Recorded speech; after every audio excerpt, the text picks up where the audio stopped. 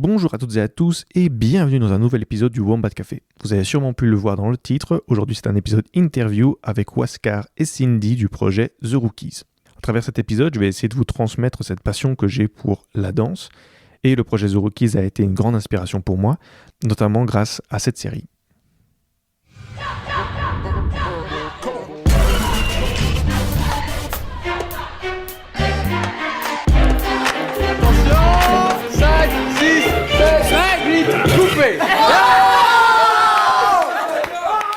Pour celles et ceux qui connaissent ce générique, vous avez sûrement eu un élan de nostalgie. Ça fait déjà plus de 7 ans que c'est sorti. Ça a été un réel plaisir de pouvoir enregistrer cet épisode avec Cindy et Waskar. Vous pouvez retrouver toutes les infos réseaux sociaux dans la description de ce podcast. Je vous laisse tout de suite avec cet épisode. Bonne écoute. Clear and light.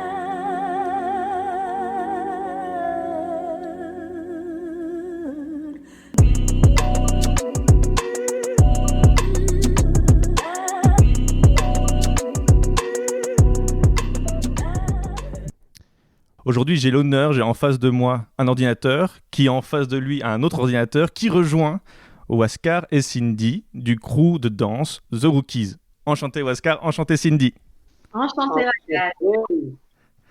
Alors, The Rookies, c'est un groupe de danse hip-hop. Je ne sais pas si on peut vraiment le réduire à juste du hip-hop. On va en discuter un peu des différents styles que vous amenez dans votre danse. Mais je vous laisse surtout d'abord, avant tout, vous remercier de m'avoir inspiré. Parce que vous êtes ma première inspiration, parce que, il faut le dire aussi, vous allez découvrir dans cet épisode mon grand intérêt pour la danse. Ça fait maintenant 10 ans que je danse, je suis professeur de danse aussi, donc c'est vraiment quelque chose qui me tient à cœur et je voulais absolument pouvoir amener cet art dans cette émission. La première chose que je voulais vous demander, c'est comment vous allez ? Comment se passe ce confinement pour des danseurs ? Question épineuse. Ouais, c'est pas facile. Moi, je me doute, mais parce que je me dis... il faut avoir de la place pour danser, parfois il faut un certain espace et je me dis rester chez soi, est-ce que ça permet d'avoir une bonne inspiration, est-ce que c'est facile Ouais. Ce deuxième confinement il est quand même un peu plus cool que le premier parce qu'on a quand même accès à certaines salles, les artistes ont le droit de répéter, donc ça va niveau espace, si on a envie on peut quand même aller s'entraîner. Après je pense que le casse-tête pour les danseurs et les artistes de manière générale il est plus psychologique. Parce que difficile de se projeter vraiment sur un avenir proche et même plus lointain, parce qu'on se rend bien compte que du coup, notre profession, elle est vachement liée à tout ce qui peut se passer dans la société et que si le président dit « vous restez chez vous et on ferme les salles de spectacle c'est fini ». Donc, ça fait du bien de se poser un peu et d'avoir un peu ces moments d'introspection et même de se rendre compte un peu nous aussi, on en est en tant que danseur. Mais voilà, c'est un peu... pile ou face, il y a des jours tu es hyper content d'avoir du temps pour toi et d'autres jours tu es complètement dégoûté parce que ça fait 6 mois que tu es bloqué dans la même ville et que tu n'en peux plus. Ouais, vous devez voyager, ça fait partie de Rookies de voyager ? Ça fait partie de la philosophie ? Je sais pas si ça fait partie de la philosophie, mais c'est ce que nous on kiffe et c'est la chose à laquelle on a été habitué, on va dire, tu vois. Le monde hip-hop, c'est un monde qui est très très grand et qui est beaucoup basé sur le partage. On rencontre pas tous les jours en fait, tu vois. Et donc du coup on a eu la chance nous de vivre le truc de tous les week-ends on est pas chez nous et on va rencontrer d'autres gens. C'est vrai que d'un coup ça s'arrête, tu t'es un peu perdu, tu vois, dans ton quotidien, parce que on kiffe notre ville, on kiffe retrouver notre quotidien justement, mais parce que on le quitte à un moment, tu vois, parce qu'à un moment on le quitte, donc du coup on kiffe le retrouver. Maintenant, quand on est genre que dans le quotidien, et puis comme elle disait Cindy, c'est beaucoup de questions sur c'est quoi le futur, même en tant que danseur, en tant que groupe de danse, en tant qu'artiste. Tout ça, c'est des questions qu'on se pose en ce moment et on va trouver des solutions. De toute façon, nous, on est du genre à trouver des solutions. Donc, Oui, il faut savoir s'adapter et je me dis c'est le moment aussi pour revenir un peu à ses racines, à qu'est-ce qu'on est nous en tant qu'individu, plus dans le groupe, mais devoir danser avec soi-même presque. Je voulais revenir alors un peu avant, comment s'est passé votre contact avec la danse, votre rendez-vous avec cet art ? Comment il a débuté ? Tu veux dire au départ quand chacun on a commencé la danse ? Quand vous étiez des petits enfants devant votre miroir à danser, comment c'est arrivé tout ça ? Moi, j'avoue, j'ai toujours dansé d'aussi loin que je me souvienne. Dès que j'étais gamine, mes parents ils m'ont inscrit à la danse classique.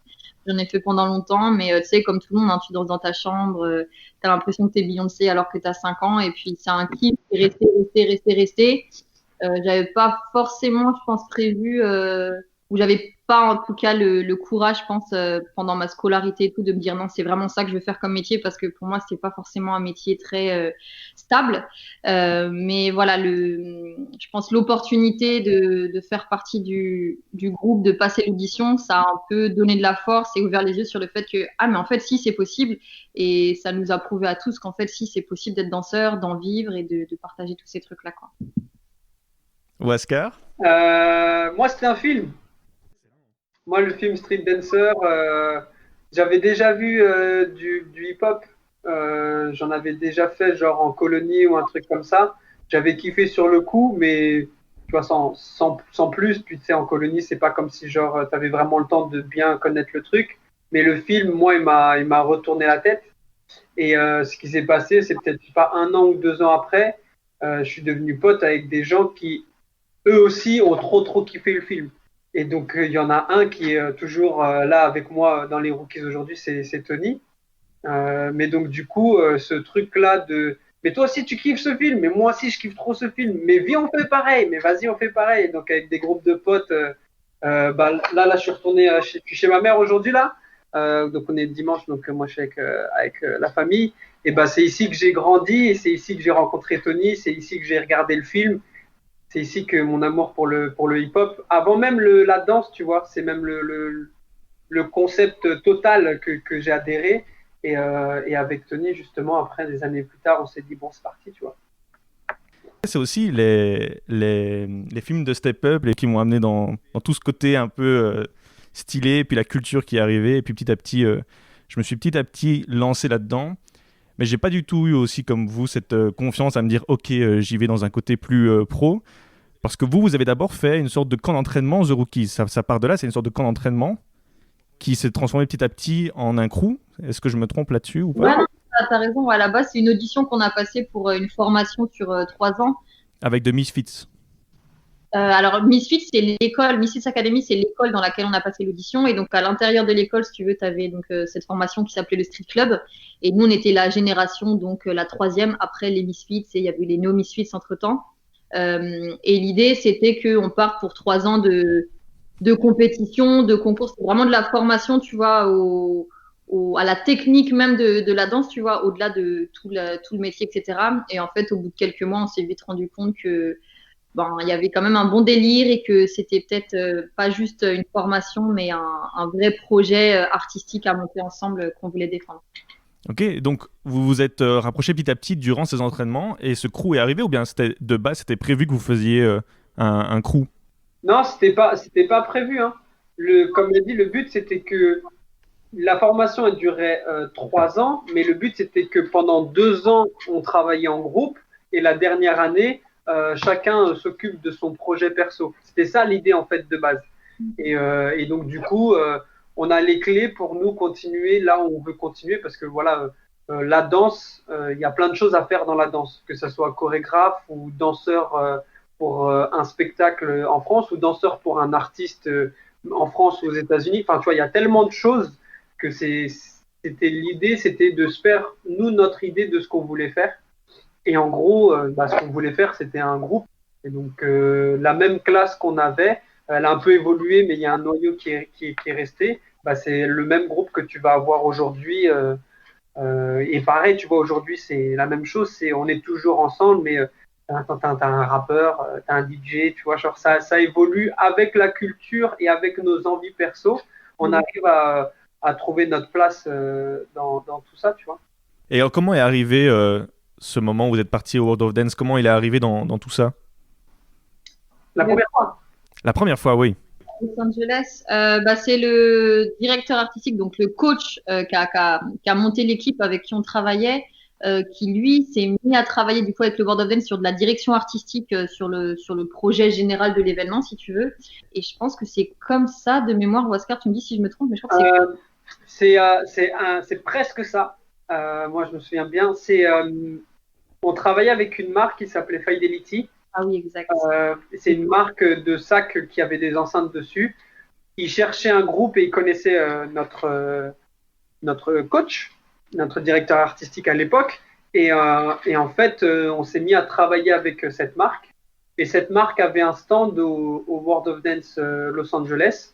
Parce que sur le World of Dance, tu as des stands de marques. Et donc, comme il avait un stand là-bas et qu'il connaissait bien le boss de là-bas, le boss du World of Dance Los Angeles, et ben, c'est comme ça qu'on a eu le contact en fait du boss là-bas. Et il y a un bon feeling qui s'est passé. On leur a envoyé nos vidéos. Il a bien aimé nos vidéos. Il a dit vas-y au culot, venez à Los Angeles, montrez-nous ce que vous savez faire. Et puis vous gagnez quoi. On n'a pas gagné. Nous, on était invités. Ok. Pas en compétition là-bas du tout. Non. Quand on a fait le World of Dance, on a directement créé on va dire un lien de partenaire, on va dire.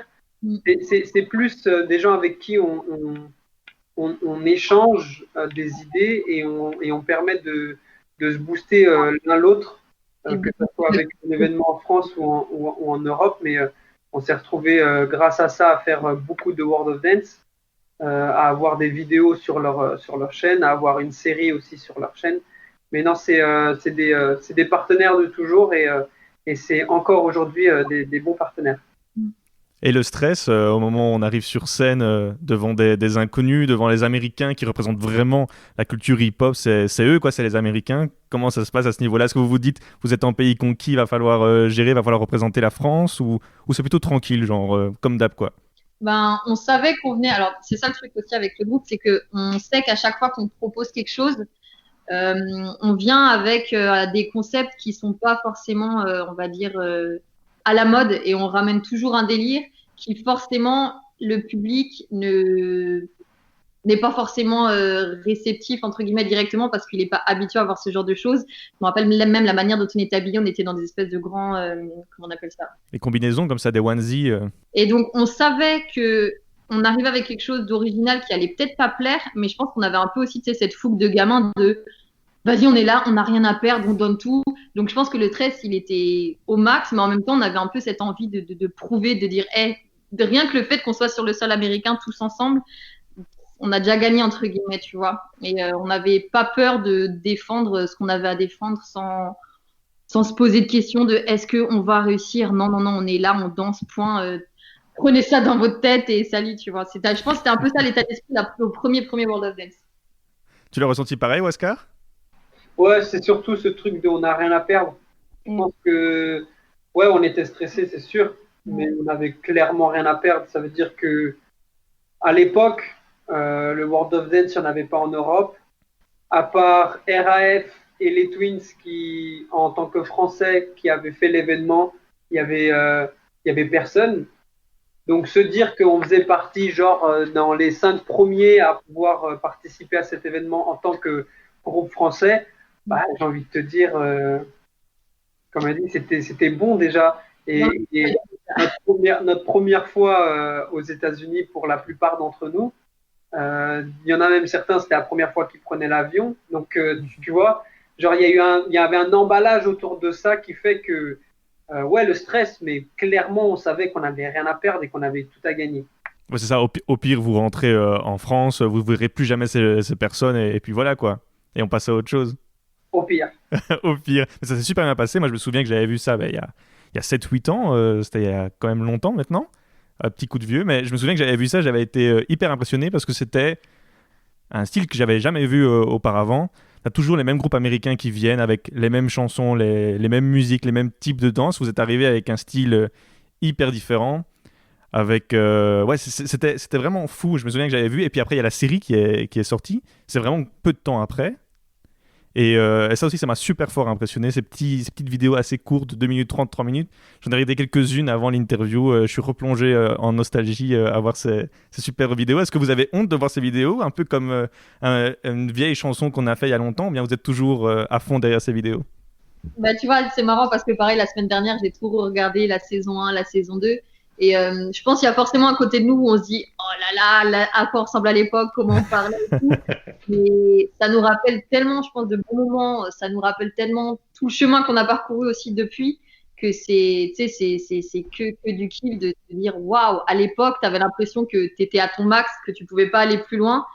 Quand tu fait la saison 2, tu te dis ah non, là on a repoussé le niveau, on peut pas aller plus loin. Et là, 8 ans après le début de la première saison, tu te dis mais où est-ce qu'on est rendu? C'est génial et ça t'ouvre un peu les yeux aussi sur le fait que peut-être que tu te fixes des limites des fois dans la vie sans même te rendre compte que non mais continue seulement et dans 10 ans, je regarderai ce que je fais aujourd'hui en me disant oh, j'étais mignonne à l'époque. Tu vois ce que je veux dire? Ouais, ça, Oui, c'est bien, parce qu'en plus, on vous présente chacun à votre tour dans ces vidéos. Ouais, on n'avait pas eu le temps de présenter tout le monde. À l'époque, moi, je les ai pas revus, là. Ça fait un petit moment que je les ai pas revus, je vais pas te mentir. Tu voudrais les revoir ou bien tu préfères éviter ça? Je vais les regarder de ouf. Puis, moi, j'ai travaillé dessus, en fait, dans la réalisation de ces vidéos avec Charlie Lucci, notre ancien directeur artistique. Donc, à deux, on a beaucoup bossé sur toute cette série. C'est vrai que, d'ailleurs, on y retourne, on refait une nouvelle série là qui va sortir, mais qui est C'est ce que j'ai vachement inspirée de comment on avait fait les épisodes à l'ancienne. Mais ça s'était arrêté parce que en même temps on dansait et en même temps notre carrière elle prenait beaucoup de place. Et donc du coup c'était pas facile de faire et monteur vidéo à plein temps et danseur aussi à plein temps. Donc malheureusement on aurait bien voulu continuer, mais on est allé dans autre chose. Et donc moi je t'avoue, ouais, il y a eu ce petit truc pendant longtemps de me dire ah c'est dommage, il y a des choses que j'aurais bien voulu revoir et qu'on n'a pas forcément pris le temps de filmer ou de montrer. Pour ça que l'année dernière, quand on est parti en Amérique latine, j'ai dit ah cette fois-là, on filme tout et je vais te faire des épisodes comme jamais j'ai fait des épisodes. Tu vois. Ça va sortir bientôt, mais tu vas voir que ça va être dans. Il y a un petit goût de nostalgie de justement cette web série qu'il y avait sur World of Dance. Quoi. Ouais, c'est ça, le 12 décembre, si je me trompe pas, il y a les épisodes qui sortiront.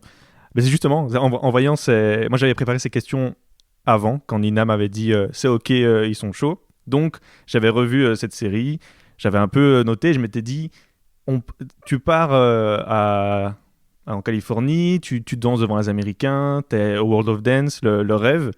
Et puis je m'étais dit comment on peut surpasser ça. Et puis hier, je vois la vidéo au Amérique latine Tour. Est-ce que vous avez encore des projets? Est-ce que vous avez l'impression que vous n'allez jamais pouvoir surpasser cette étape à chaque fois?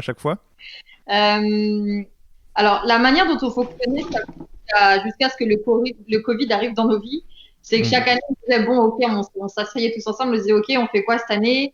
Et on essayait d'allier un peu les envies de chacun, les ambitions de groupe, les ambitions de chacun pour réussir à aller sur des projets avec tout le monde. Et en même temps, il y a aussi beaucoup de choses qui nous sont tombées dessus, qui n'étaient pas prévues. Genre, par exemple, aller danser avec BTS, tu vois, le groupe de K-pop numéro 1. Jamais on avait prévu de faire ça, ça s'est fait. Donc, il y a eu un mélange, je pense, pour l'instant, tout ce qu'on a fait avec le groupe, qui étaient des choses prévues, des choses pas du tout prévues. Et là, tout de suite, j'ai envie de te dire, je sais pas, est-ce qu'on va surpasser, est-ce qu'on va pas surpasser? Moi, je pense que de là où on est, avec la situation actuelle, il y a plein de réponses qu'on n'a pas encore, tu vois, par rapport à la suite, par rapport à comment en tant que groupe tu continues d'avancer, comment en tant que danseur solo tu arrives, parce que le but c'était ça aussi, c'était que le groupe il prenne tellement de poids qu'on puisse aussi envoyer un peu chacun dans la nature pour pouvoir faire ce qu'il veut, tu vois. Et c'est ça les questions, je pense, du moment aussi auxquelles va falloir qu'on trouve des réponses pour continuer à faire monter le groupe et en même temps faire monter chaque danseur dans ce qu'il a vraiment envie parce que ça fait 9 ans, mine de rien, et forcément les gens grandissent et évoluent dans des sensibilités aussi différentes, tu vois. Et donc, comment ça se passe alors quand vous êtes en réunion? Est-ce que vous faites une sorte pas de storyboard, mais je ne sais plus comment ça s'appelle, où on met plein de mots, une sorte de brainstorming, où chacun amène ses idées, ou bien quelqu'un arrive et dit il faut absolument qu'on fasse ça, tout le monde fait bah ouais, c'est sûr qu'on va faire ça. Comment ça se passe un peu, Oscar, à ce niveau-là? Je crois que les deux sont arrivés, je pense. Je pense que les deux méthodes que tu viens de donner, elles sont arrivées. Mais là, on est beaucoup plus aujourd'hui dans on échange nos idées et on essaie de trouver un truc qui va convenir à tout le monde. Parce que avant, ouais, on suivait beaucoup la direction du directeur, tu vois, artistique. Il avait une vision globale, nous on suivait. Et puis nous-mêmes, on essayait de se découvrir. Aujourd'hui, comme elle explique Cindy, on sait un peu plus qui on est aussi personnellement, tu vois. Et donc, comme on sait qui on est personnellement et quelles sont nos envies, on peut de manière plus aisée exprimer notre avis et c'est les fameuses patates. C'est les fameuses patates. On peut exprimer plus facilement notre avis et nos envies. Donc du coup, maintenant, c'est vraiment ça. C'est bon. Alors, qu'est-ce qu'on a envie chacun personnellement? Le groupe nous a aidé à arriver là où on est aujourd'hui. On est du genre pas à se contenter, mais à être fier du dernier projet qu'on vient faire. Par exemple, là, la série va sortir. Je suis pas en train de me dire, est-ce que je vais réussir à faire quelque chose de plus grand? Je suis en train de me dire, j'ai le droit de dire des gros mots? Bien sûr, bah ouais, attends, c'est un podcast, on s'en fiche. Putain, qu'est-ce que c'était trop frais, qu'est-ce que je suis trop content d'avoir réalisé ça avec eux. C'est un truc de ouf. On va voir si on refait la même chose plus tard. Mais là, tout de suite, on est content de ce qu'on a fait. Et avec nos envies personnelles, je pense que ça va forcément nous emmener à un truc encore plus haut, tu vois. Ok. Est-ce que c'est facile quand vous êtes en crew de pouvoir mêler vos envies personnelles avec vos envies de groupe? Est-ce qu'il faut toujours, quand on est dans un crew, on fait tout pour le bien du groupe? Ou bien est-ce que c'est parfois difficile cette dualité entre il y a les envies personnelles, les envies de groupe, et puis devoir mêler le tout? Je pense que chaque groupe, déjà, j'imagine, fonctionne d'une manière différente. C'est toujours difficile de manière générale, je pense, comme dans n'importe quelle famille, parce que je pense même on se rapproche même plus du statut de famille que juste de collègues qui travaillent ensemble. C'est très difficile d'allier les deux parce que, après, nous, c'est par rapport aussi à notre histoire. Nous, on a commencé en étant vraiment juste des gamins qui avaient juste envie de danser tous ensemble. Donc, on se posait même pas forcément la question de savoir, tiens, qu'est-ce que je veux moi? Tu vois, on se disait juste, bon, je vais à l'entraînement, je fais tout pour le groupe. On réfléchissait pas forcément différemment. Après, c'est vrai, quand tu prends en âge, en expérience et que, pareil, tu vois, le fait d'avoir beaucoup voyagé en groupe, on a découvert plein d'autres manières de faire, on voit plein de choses différentes. Ça te fait pas forcément te poser des questions et te dire, ah, mais attends, qu'est-ce que je veux aujourd'hui? Est-ce que c'est continuer en groupe? Est-ce que c'est peut-être me lancer dans mon truc sans avoir à trop m'organiser avec le groupe? Je pense que nous, la chance qu'on a, je dirais, c'est que on s'aime très très fort. Très Disney, mais ok, j'accepte. On arrive relativement bien à communiquer, ce qui fait que on arrive à se laisser assez de liberté pour que chacun puisse exprimer ce qu'il ressent et ce qu'il veut, que ce soit par rapport au groupe ou pas. On est forcément conscient que si des gens veulent voler de leurs propres ailes, ça va forcément avoir un impact sur le groupe dans la forme qu'il a actuellement, parce que c'est vrai que les gens, ils nous connaissent depuis 9 ans comme un groupe qui danse à 8 sur scène, qui a vraiment même un format, un délire de show qui est très marqué The Rookies. Maintenant, si ça vient évoluer, je pense que ça va être à nous, en tant que groupe, du coup, de voir comment on arrive à faire peut-être une transition pour réussir à expliquer que dans ce groupe de danse initial, on a un DJ, on a un rappeur, on a des gens qui font ça, qui font ci, mais on reste dans l'identité et dans ce qu'on est, on reste The Rookies, tu vois, mais je pense que, pareil, c'est des réponses qui sont en train de se chercher, de se trouver, on est tous en expérimentation aussi de nous-mêmes, donc, mais c'est en cours. Si je peux rebondir, je pense que tout ce que tu connais des Rookies en étant de l'extérieur jusqu'à aujourd'hui, c'est pas ce qui sera demain. Et en fait, je pense que tu n'auras pas d'exemple, genre même sur Terre, tu vois, de ce qu'on a envie de faire. Donc du coup, pour nous, c'est très difficile de mettre des mots dessus, c'est très difficile de trouver exactement à quoi ça va ressembler, parce qu'en fait, les Rookies, c'est un truc qui nous surpasse.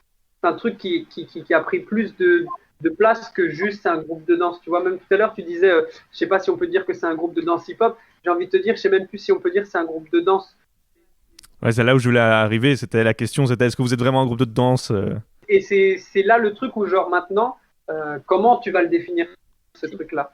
Et donc, la réflexion, elle est vachement sur ça aujourd'hui, parce que les Rookies, ça va pas s'arrêter. Et comment ça va évoluer? Ça va évoluer d'une manière que on n'a pas d'antécédent en fait. Donc du coup, on doit trouver la solution avec ce qu'on a aujourd'hui et la réalité qui nous a rattrapé du Covid. En clair et net, ça a accéléré un peu toute cette réflexion qui allait, je pense, s'étirer sur, on va dire, je sais pas, 2 ans, peut-être 3 ans. Ça allait s'étirer comme ça, mais cette réflexion forcément allait arriver.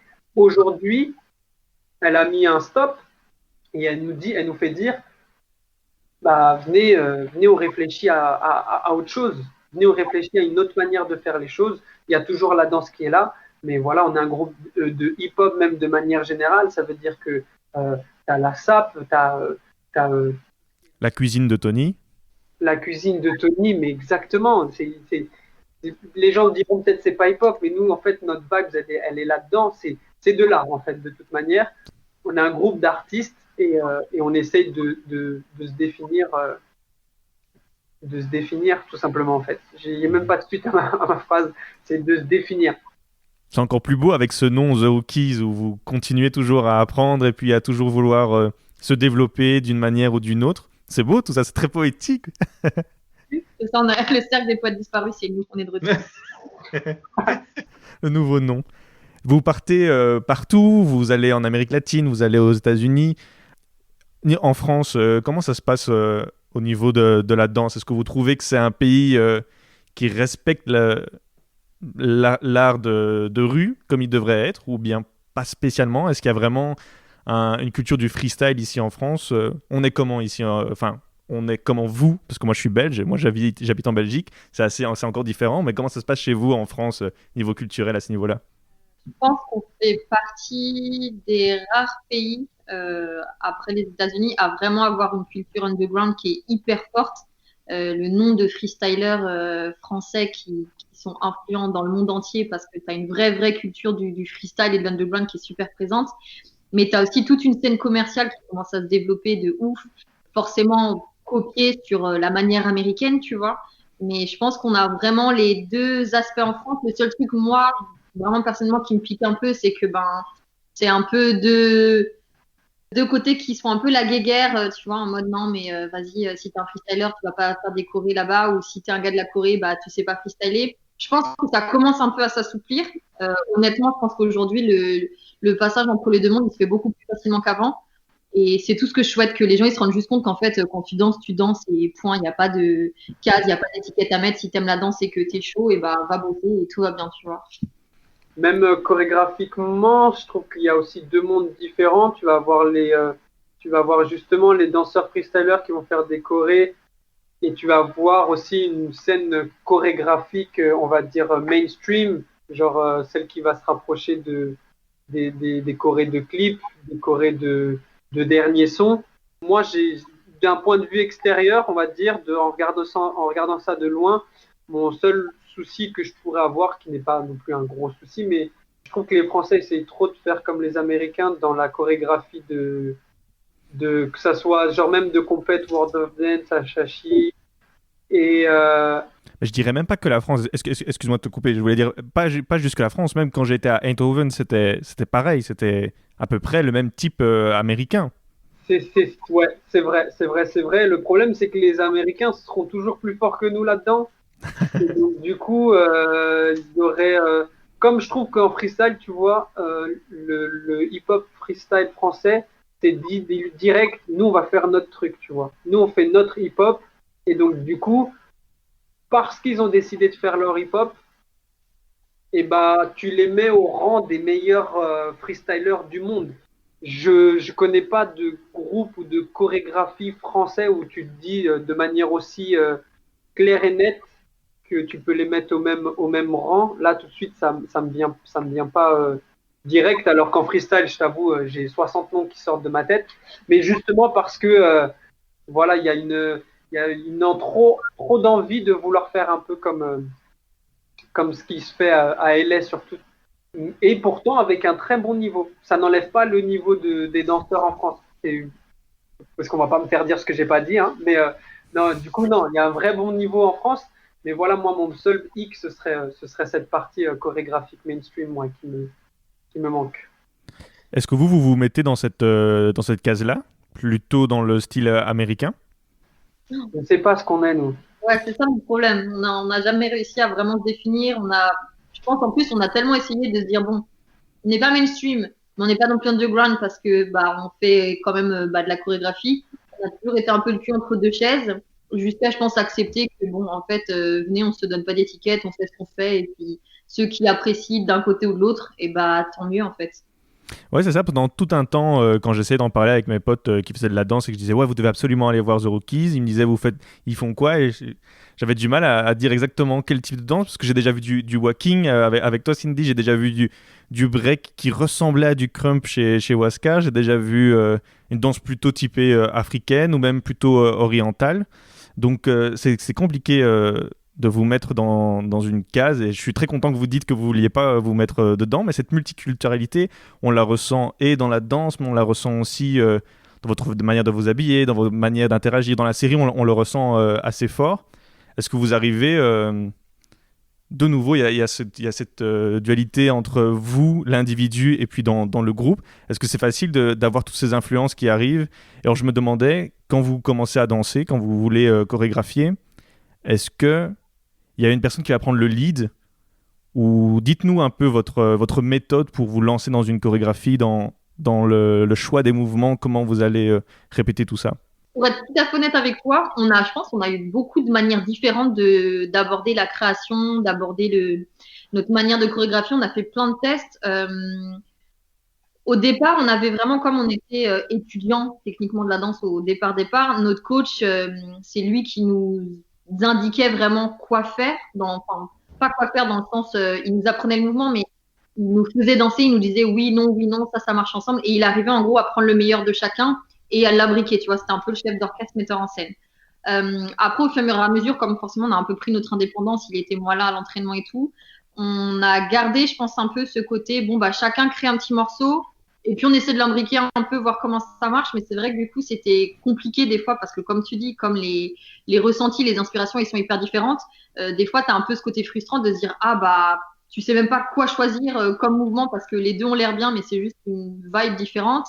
Euh, donc on a toujours un peu fait du puzzle, je pense.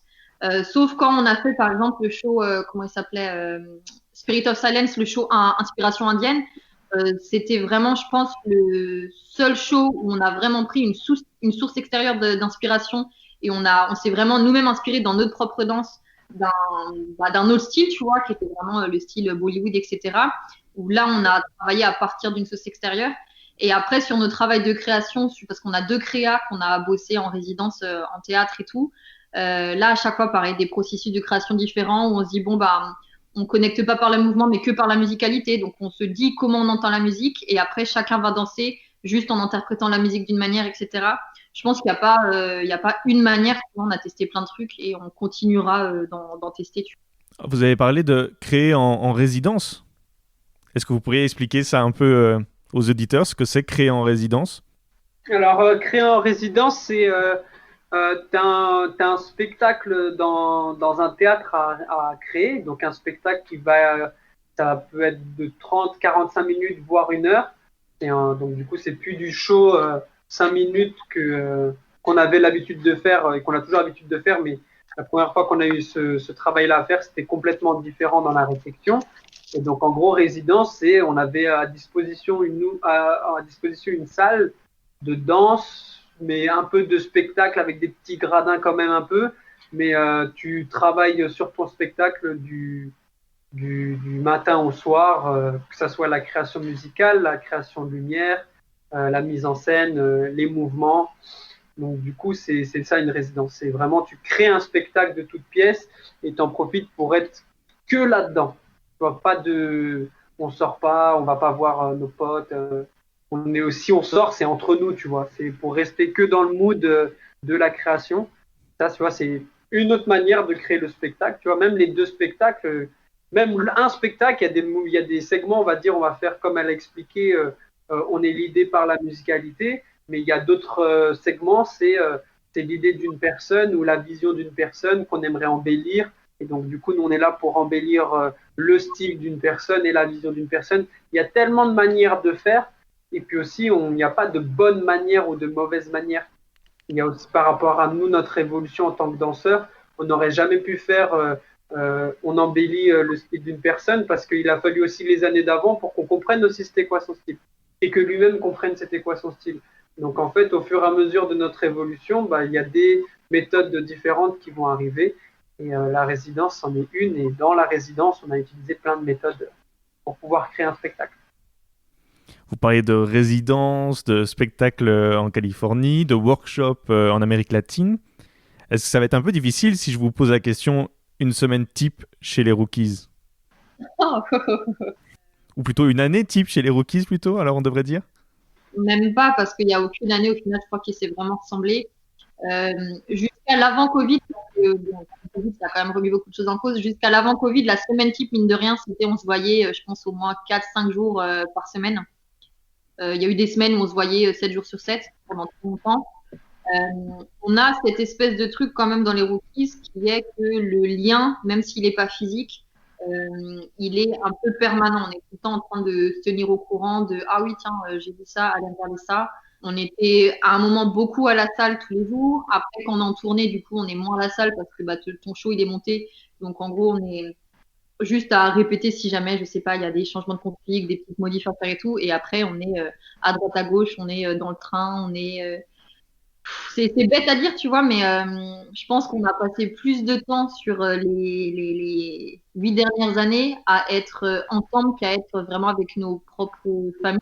Et c'est vrai que du coup, bah, notre quotidien, il se ressemble pas selon ce qu'on fait. Tu vois, si c'est un show, je sais pas, pour une entreprise dans mon coin, ou si c'est préparer le prochain show pour World of Dance New York, on s'adapte et à chaque fois qu'il y a un nouveau truc qui tombe ou qu'on arrive à débloquer un nouveau projet, quoi qu'il arrive, comme on sait qu'on réfléchit que Rookies, et ben on a toujours adapté nos journées comme ça. Puis le Covid est arrivé, on s'est retrouvé tout seul chez nous, on s'est dit ah mais en fait c'est cool aussi de respirer.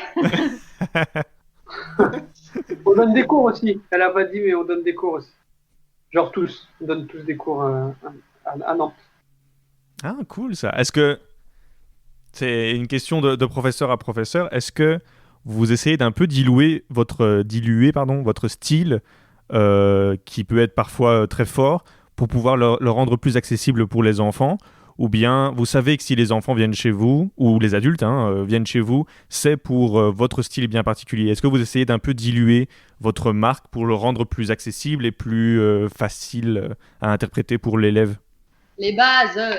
Ouais, c'est ce que j'allais dire, c'est que ça dépend aussi c'est quoi ton cours. Je pense que le workshop, ça va être le moment idéal pour faire ce qu'on a envie de faire nous en tant que danseurs. Tu vois, tu viens pour me voir moi, je vais faire ce que moi j'ai envie de faire. Les cours, on a une responsabilité pour moi et puis je pense que c'est un truc qu'on a tous chez les rookies, c'est d'apprendre à danser aux gens. Tu vois, genre c'est pas de les faire danser comme moi j'ai envie ou de les faire danser ma chorégraphie comme moi je le. Non, d'abord on a le devoir parce que nous on nous a appris à danser, on a le devoir de d'abord apprendre aux gens à danser. Donc oui, il y a des gens qui sont là pour apprendre la chorégraphie sur le dernier son et finir sur une vidéo. Carrément, ouais, c'est un délire que je kiffe aussi, je kiffe la vibes, mais nous dans notre école à Nantes, c'est d'abord bien on t'apprend à danser. Ok, les bases avant tout pour qu'ils puissent après eux s'exprimer dans leur manière de faire le mouvement, quoi. C'est ça. Exactement. On a presque l'impression qu'on s'est préparé parce que j'allais justement vous parler un peu du côté vidéo de nos jours. Les réseaux sociaux, c'est devenu quelque chose d'assez important dans la vie d'un danseur. Les danseurs utilisent beaucoup la vidéo. Il y a genre 10 ans de ça.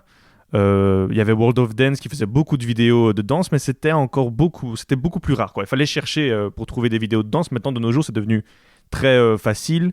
Puis TikTok et puis tous ces trucs-là, niveau danse, il y a de plus en plus de danses qui sont faites. C'est quoi un peu votre relation, vous, avec les réseaux sociaux? Est-ce que vous regardez beaucoup de vidéos de danse? Et comment vous ressentez, vous, cette nouvelle vibe où il y a beaucoup de danse? Bah nous, c'est vrai qu'on a, toi, à l'époque, on a commencé le groupe. Je pense que c'est même comme ça qu'on a gagné de la notoriété un peu rapidement. C'est qu'on a vachement fait ce dont tu parles, ce travail de vidéo un peu concept, où on arrive avec un univers, soit de la chorégraphie, soit du freestyle, mais il y avait vraiment un univers visuel qui était, bah, à l'époque, tu vois, c'était super original. Aujourd'hui, si on sortait ces vidéos-là, ce serait pas incroyable, tu vois, mais en effet, à l'époque, ça avait un gros poids. Euh, Moi, je t'avoue que la relation avec les réseaux, elle est un peu, je vais pas dire compliquée, mais c'est un peu je t'aime moi non plus, tu vois, parce que bah autant en tant qu'artiste, t'as envie bah, de sortir ce que t'as dans ta tête pour le visuel le plus grand, donc t'as envie de créer, t'as envie de produire des vidéos, t'as envie de tout ça, mais en même temps, on rentre aussi dans un petit cercle vicieux de tu te sens un peu obligé de poster du contenu parce que tu sens bien que maintenant tout le monde poste du contenu et que tu as plein de danseurs qui sont super connus mais qui n'ont pas forcément un CV de ouf, ils n'ont pas forcément fait grand chose dans la danse, mais comme en effet, comme tu dis sur TikTok, ils ont buzzé et ben du coup les organisations elles vont peut-être faire venir certains danseurs juste parce que ces danseurs-là, c'est des danseurs à la mode du moment. Et c'est vrai que c'est un peu ça qui est délicat aujourd'hui, c'est dans le côté professionnel de la danse, comment tu arrives à faire la différence entre un danseur qui est vraiment danseur, un danseur qui danse pour le kiff, mais aujourd'hui ça peut devenir professionnel parce que tu peux faire un business sur les réseaux et que ton réseau devient professionnel. C'est pas évident, je t'avoue, de se positionner là-dessus. Pareil, se dire il faut filmer tes chorés de cours, il faut. Je pense que chacun se gère un peu comme il peut et surtout, tu sais, c'est pas genre une vision qui va rester sur toute l'année. Par exemple, il y a des moments où je suis hyper chaude de poster plein de trucs et il y a des moments où j'ai juste la flemme où je me dis non, vas-y. Wesker, t'es dans la même vision? Ouais, je suis en fait, en gros, je kiffe faire du visuel. Moi, tu vois. Et les rookies, je pense que on a toujours kiffé faire ça. Que ça soit à la mode ou pas à la mode, faire du visuel, c'est un truc qu'on a toujours kiffé. Maintenant que c'est devenu une obligation, parfois c'est pesant en fait. Surtout cette période Covid, c'est bah du coup si je poste rien, j'existe plus. Ça veut dire que tout ce qu'on a fait dans ces 10 dernières années, ça a plus de valeur tellement il y a plein de choses qui se passent. Tu vois, là toi tu vas voir la série, tu t'intéresses, bah faut que tu saches que les nouvelles personnes qui viennent de nous suivre sur nos réseaux, ils vont pas faire cette démarche-là. Ils vont pas, parce qu'il y a trop de trucs, il y a trop de choses. Donc du coup on a l'impression, moi c'est une sensation que j'ai, c'est que il y a beaucoup de choses de notre carrière qui n'existent plus aujourd'hui aux yeux des gens. Justement parce que, genre, on le montre pas assez. Tu vois, j'ai limite envie de te dire, il faudrait que on fasse des stories toutes les semaines pour dire que, genre, on a réussi ça, pour que les gens, ils aient l'information. Bah, ça, tu vois, ça nous plaît pas. Et en même temps, ça fait aussi un peu partie du game. Ça veut dire que si c'est ça le nouveau game, bah faut aussi qu'on réfléchisse à comment nous on va s'adapter là-dedans, tu vois. Comment tu fais? Et donc du coup ouais, le truc je t'aime moi non plus, je pense que c'est vraiment très bien résumé. C'est vraiment ça. En fait, c'est surtout que c'est devenu de la consommation rapide aujourd'hui. Tu vois ce que je veux dire? C'est pas genre parce qu'à l'époque, on mettait vraiment du temps limite pour réfléchir à un concept, produire une vidéo, et on se disait bon là on va la sortir dans un mois, on prenait le temps. Aujourd'hui, limite, il faut sortir une vidéo tous les 2 jours et les gens ils vont regarder vite fait, ils vont liker, ils vont partager. Allez, ça va durer 3-4 jours, allez, une semaine si vraiment ta vidéo elle est magique. Mais les gens ils en ont déjà vu 10 entre temps et ils sont même plus forcément dans la recherche de qualité, tu vois, ils sont plus émerveillés par un concept, ils disent ah ouais c'était stylé. Et puis après, ils voient une connerie d'un chien qui fait du toboggan et en réalité, ils mettent ça au même niveau, tu vois ce que je veux dire. Donc, je pense que malheureusement, la période dans ce moment fait qu'on est un peu dépendant des réseaux pour avoir de la visibilité.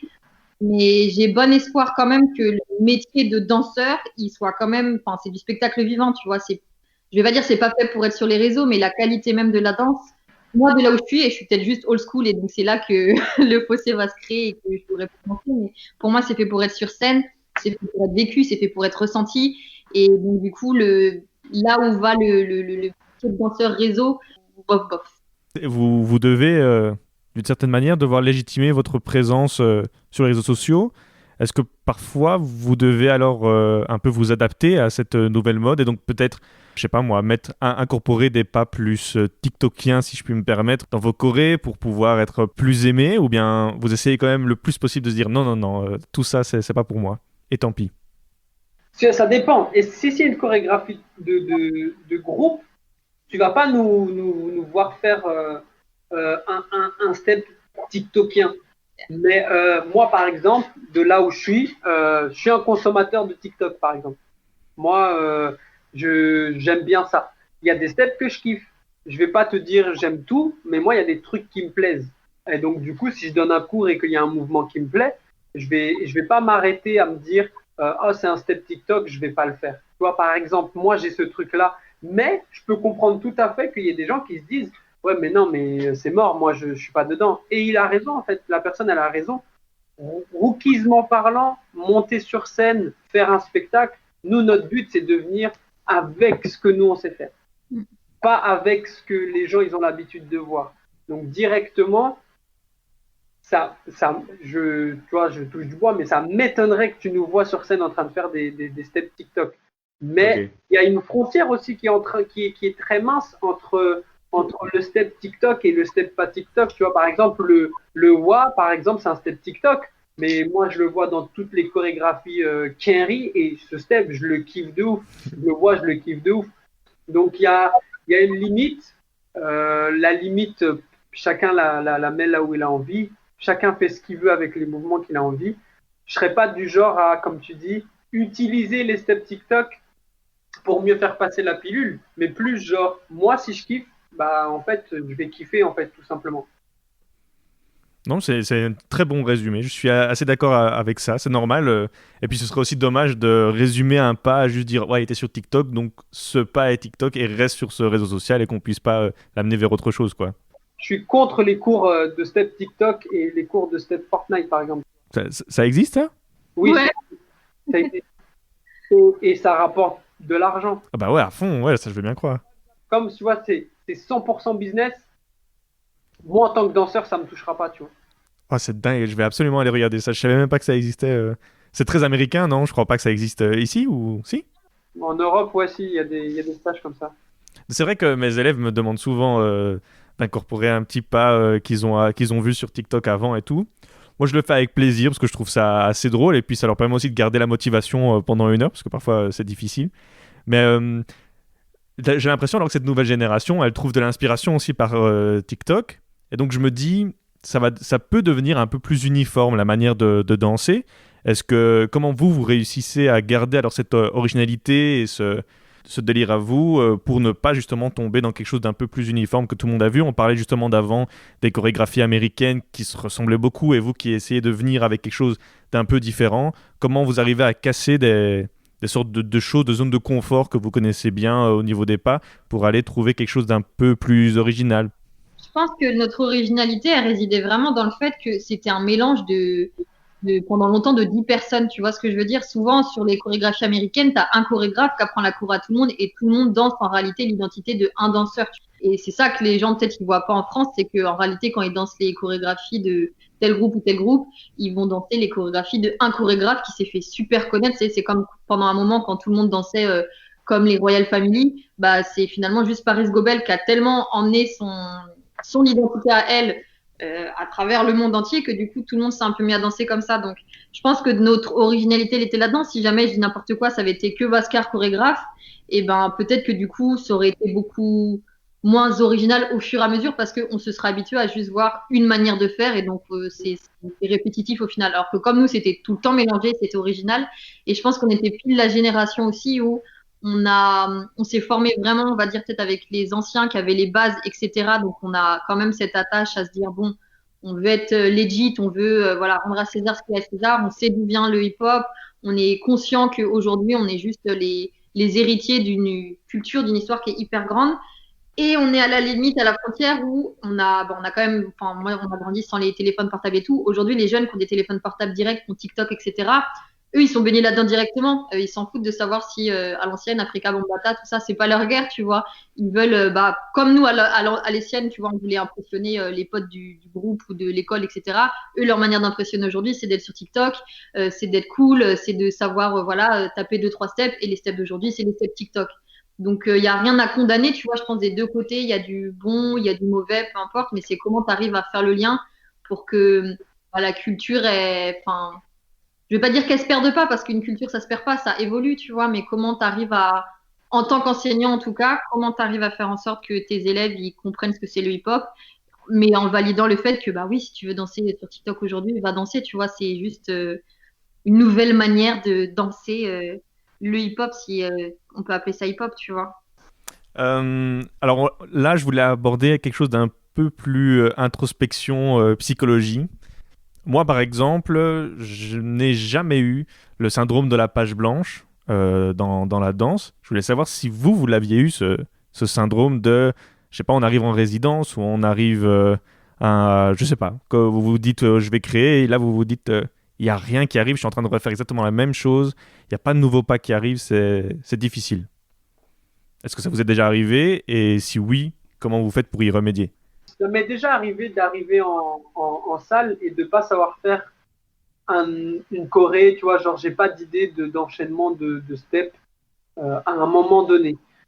Mais moi, je vois pas comme le syndrome de la page blanche parce que en vrai, genre ça a jamais duré que quelques heures. Genre, je pense juste que psychologiquement, la guerre, c'est bien ou c'est pas bien. C'est plus ça en fait. Que ce soit chorégraphique ou freestyle, moi je trouve que c'est le plus dur. Ça fait vraiment des montagnes russes. En page blanche, moi c'est pas un truc qui me vient à l'esprit là. J'ai pas l'impression d'avoir vécu ça. J'ai peut-être vécu la non envie de danser. Ah, ok. Ça est arrivé le premier confinement, c'est ouais, carrément plus envie de danser, tu vois. Mais pas genre manque d'inspiration. Non, il y a trop de trucs qui m'inspirent. Il y a trop de trucs qui inspirent autour de nous pour que genre il y a un moment que je me retrouve à genre je sais plus quoi faire. Et mes chances aussi, tu vois, parce qu'on est entouré aussi de d'autres danseurs avec qui on vit là notre vie. Donc du coup, quand toi t'as pas d'idée, bah t'inquiète que le pote à côté il a une idée, donc t'as même pas eu le temps de te poser sur ta page blanche parce que voilà, elle est déjà remplie par ton voisin. Et puis aussi les réseaux aussi, hein, je vais pas te mentir, sur les réseaux il y a des trucs incroyables qui sont des fois pas du tout de la danse et quand tu regardes ça, ça te donne envie, ça t'inspire, ouais. Tu parles justement des réseaux sociaux. Il y a quelque chose que je me suis souvent dit, je ne sais pas si ça existe, dans toutes les autres formes d'art ça existe, la musique ça existe, la vidéo ça existe, le droit à la propriété privée, le droit d'auteur du pas. C'est quelque chose que j'ai l'impression en danse, je ne sais pas si ça existe, j'ai jamais entendu que ça existait. Il y a montré un spectacle, on peut le déposer. Ah ouais? Ouais, tu peux déposer une chorégraphie, tu peux déposer une vidéo avec la chorégraphie qu'il y a dedans. Maintenant, surtout dans la danse hip-hop, j'ai tellement l'impression que à la base, la manière dont ça s'est créé, bah, c'est vraiment de l'échange en fait. Et donc, c'est quelqu'un qui a été inspiré par quelqu'un qui avait fait ce moment-là. Lui, il l'a fait un peu différemment. Je vais te dire qui a créé quoi au bout d'un moment, tu vois. Même quand tu vois les steps hip-hop qui même ont été repris avant du Charleston, de tous les styles à l'ancienne, moi, c'est pour le business de dire viens on dépose pour en gros c'est juste toucher de l'argent sur de la création. C'est vrai que moi je suis un peu loin de tout ça, je me pose pas trop la question, je suis plus dans le kiff de la danse pour ce qu'elle est et continuera d'évoluer avec ou sans nous, tu vois. Donc Mais c'est clairement possible. mais c'est clairement possible, ouais. Genre, Ok. c'est clairement possible. Tu t'envoies je crois comment ça s'appelle? Une lettre, je sais plus quoi. Enfin, en gros, tu peux prouver en déposant une lettre à l'INPI. En France, c'est comme ça que tu fais. Je crois que ça coûte 15 euros la lettre et en gros, ça permet de dater ta création. Ça. Et avec cette date de création, tu peux justifier que ça vient de toi. Est-ce que c'est un truc qui est fait? J'ai pas l'impression. Ouais, je pense pas. Non, puis ça veut dire que tu rentres dans une guerre ça veut dire parce que dans l'idée, quand tu fais ça, c'est si quelqu'un refait pareil, du coup, tu l'attaques en justice et donc Exactement, ouais. qui a le temps ou même l'envie quand t'es danseur, limite, j'ai envie de te dire, mais danse ma choré, tu vois. Bon, crédite-moi quand même parce que, viens, on se connaît, tu vois. Mais le but, c'est que les gens, ils puissent, à mon avis, hein, en tant que danseur, ouais, je pense pas qu'on soit dans des guerres ah non, c'est nous qui avons créé le pas de bourré, donc non, tu vois, c'est bon. Mais c'est marrant, ouais, c'est ça, parce que j'avais jamais entendu parler de ça, mais c'est vrai que le hip-hop, c'est vraiment un truc de partage, quoi. Tout se passe en cercle, il y a vraiment un délire de cohésion et tout, ça me paraissait dingue qu'on puisse refuser à quelqu'un de faire la danse parce qu'on l'a fait avant. Ça paraît très chelou, mais ok. Je voulais revenir aussi sur le nom, The Rookies. C'est les élèves, c'est les apprentis. Niveau légitimité, vous vous sentez comment à ce niveau-là? Legit auprès de qui? Ouais, c'est ça. Ah, c'est vrai que c'est une très bonne question. Mais je me disais, quand on garde ce nom de groupe aussi longtemps, je comprends l'objectif et la communication qui est The Rookies, on apprend tout le temps. Mais quand on se retrouve à aller faire, aller en Amérique latine, aller jusqu'à Cali, à remporter des prix, à aller jusque dans des émissions télévisées, est-ce qu'on se sent bien? Est-ce qu'on se dit pas, ouh là, ça a été trop vite? Ou bien est-ce que j'ai vraiment ma place? Ou est-ce que c'est bien ce que je fais? Ce genre de petites choses-là. Est-ce que vous avez cette dualité? Parce que je sais qu'en groupe, ça doit être un peu différent. Vu que vous êtes là pour vous soutenir et tout, ça doit être un peu différent. Mais comment ça se passe à ce niveau-là? Aux yeux du monde, peut-être pas avec vous-même. Peut-être ça peut être deux questions différentes, mais... En fait, je pense que ces questions que tu te poses là, tu vois, de est-ce que je suis legit, je pense que si tu es, entre guillemets, dans ton bon fonctionnement d'artiste, tu l'auras tous les jours, entre guillemets, parce que tu as tellement envie de faire mieux que ce que tu as déjà fait que tu seras jamais complètement satisfait. C'est à quel point, à un moment, tu vas accepter de te dire, bon, tu seras jamais complètement satisfait, mais tu sais quoi? Là, je kiffe quand même ce que je fais assez pour le montrer aux autres, entre guillemets, tu vois. Donc, tu te sens jamais complètement legit. Forcément, tu te sens plus legit peut-être aujourd'hui que l'année dernière parce qu'en effet, tu as une année d'expérience en plus, mais je me sens moins legit aujourd'hui que je ne me sentirais dans un an, et etc. Je pense pas que tu aies de point d'arrivée. Il y en a pas. S'il y en a un, c'est malheureux parce que ça veut dire que, bah, en gros, tu as fait le tour de la danse, de l'art. Non, c'est impossible, tu vois. Je pense qu'en tant que groupe, pour que le groupe, il ait aussi une espèce de force de frappe quand on se présente, surtout en compétition, on a dû, à mon avis, beaucoup cacher ça et se dire non, nous on est hyper legit, on y va, on défonce tout le monde, parce que c'est ça aussi qui fait que quand tu arrives quelque part, bah, ça a peut-être tendance à impressionner aussi tes adversaires quand tu arrives par exemple en compétition, parce que je sais que nous, il y avait des groupes qui nous impressionnaient parce qu'on recevait cette image-là d'eux, alors que ça se trouve, dans leur salle de répète, ils étaient en pression, ils n'avaient pas confiance, mais tu sais, tu as toujours en tant qu'artiste, cette espèce de frontière entre ce que tu ressens à l'intérieur où tu as tes doutes, ta peur, etc.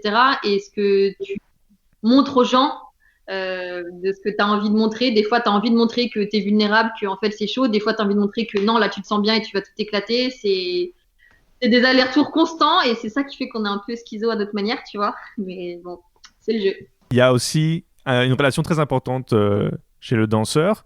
Je pense que n'importe qui a déjà un petit peu pu voir la danse, c'est la relation avec le miroir, avec l'image de soi, avec ce qu'on veut faire ressentir et ce qu'on voit dans le miroir. Moi, je me souviens que tout début, quand je commençais à danser et que je filmais, ça donnait rien du tout sur la vidéo parce que les pas sont trop petits, parce qu'on a l'impression quand on le fait que ça marche et puis quand on se voit, c'est différent. Comment votre relation avec vous-même, avec l'image de soi, elle a pu évoluer? Très bonne question, ça. Je trouve que c'est pareil, c'est une espèce de schizophrénie toujours. Tu vas avoir ce truc où tu peux être très à l'aise et ne pas avoir de soucis avec le miroir, et puis d'autres moments où genre justement t'en veux pas du miroir en fait. T'as des moments dans une création où genre c'est important le visu, t'as d'autres moments c'est important le ressenti, et donc du coup qu'est-ce que tu fais en fait? Moi je sais que si je dois danser tout seul, le miroir c'est pas mon pote. Tu vois, par exemple, le miroir, c'est pas mon pote si je dois danser tout seul. Si je dois faire, je sais pas, une image avec un membre du groupe, le miroir, c'est mon meilleur ami. La caméra, pareil, c'est mon meilleur ami. C'est qu'est-ce que tu veux? C'est ta relation avec le miroir, c'est qu'est-ce que tu veux, même avec avec ton téléphone. Parce que moi, j'ai des trucs où ça va pas rendre bien à l'image, mais qu'est-ce que je me suis bien senti? Donc du coup, mon frère, je m'en fous en fait que ça soit pas bien sorti. Parce que je pense que il y a des choses, si tu ressens ce que moi je ressens, tu te poses pas de questions sur la forme. Ça dépend ce que tu fais. Pour moi, il y a ces deux-là, il y a ces deux trucs. Des fois c'est le fond, des fois c'est la forme, des fois c'est les deux. Je suis beaucoup plus à l'aise devant un miroir qu'il y a 10 ans. Je suis beaucoup plus à l'aise avec ma danse, à la regarder, ma danse. Tu vois qu'il y a 10 ans, c'est clair et net. J'ai fait plein de choses dans ma vie, il y a plein d'étapes qui ont fait que la confiance que j'ai par rapport à ma danse, elle est beaucoup plus grande. Mais de là à dire qu'aujourd'hui, le miroir, c'est mon meilleur ami, pas forcément, tu vois. Ça dépend vraiment de ce que tu veux créer.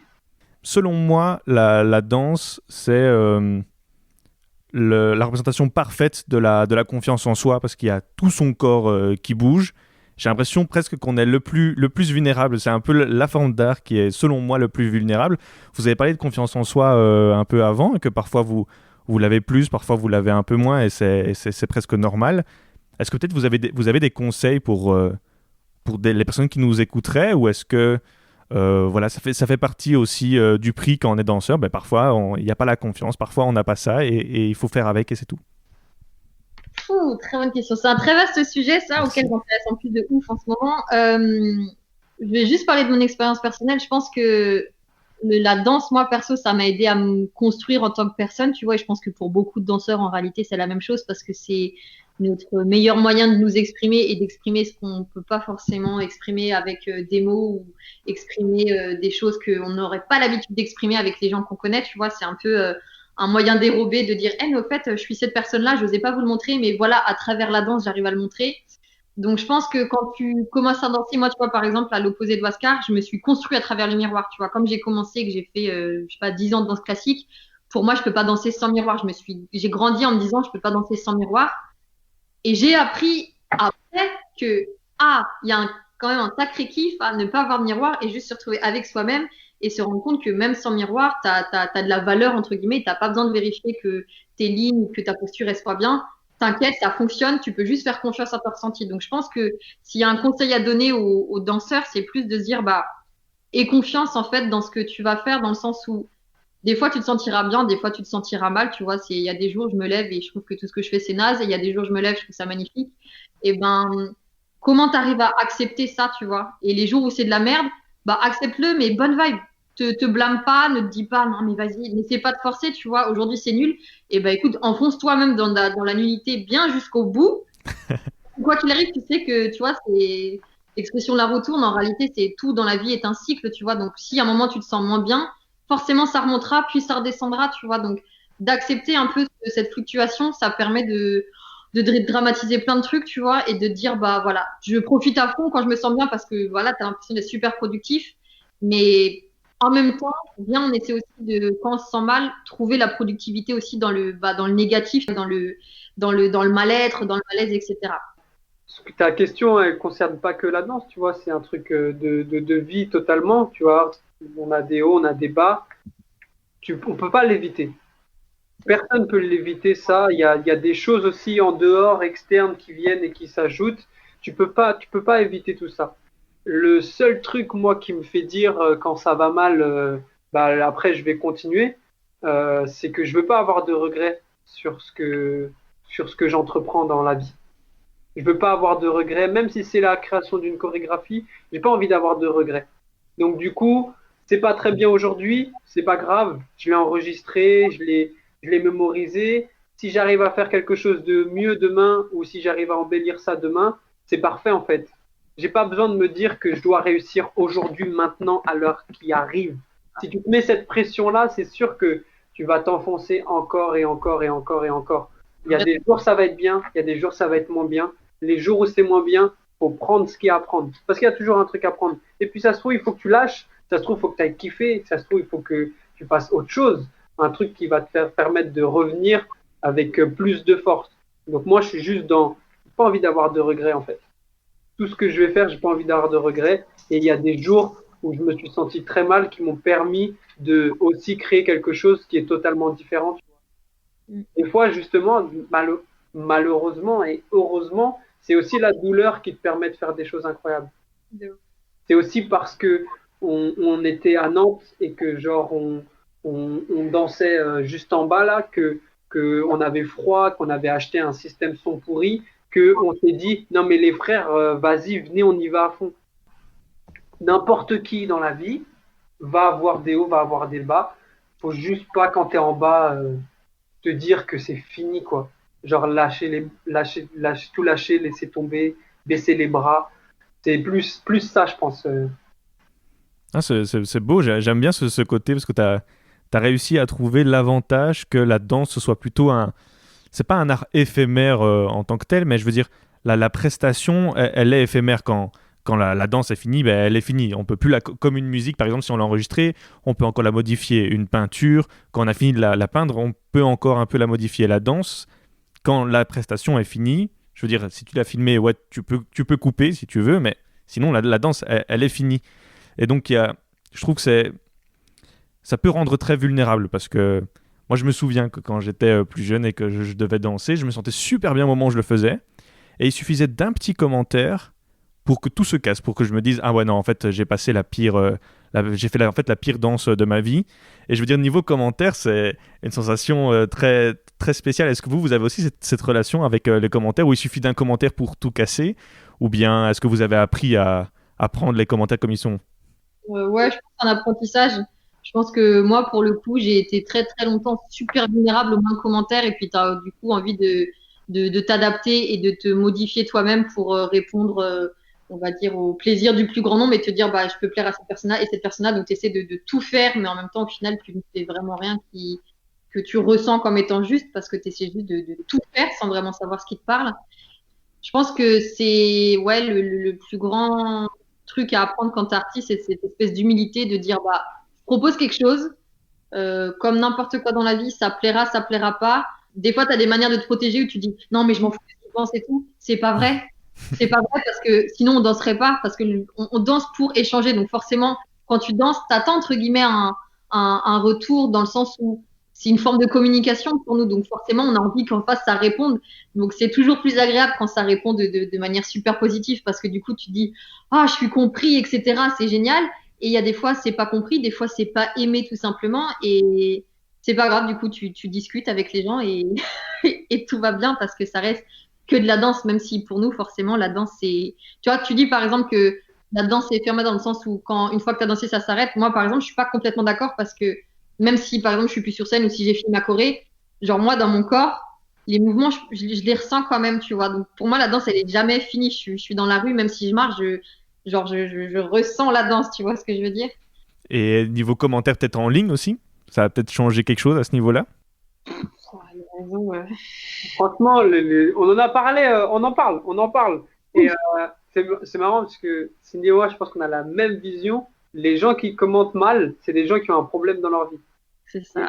C'est eux qui sont à blâmer, c'est pas nous.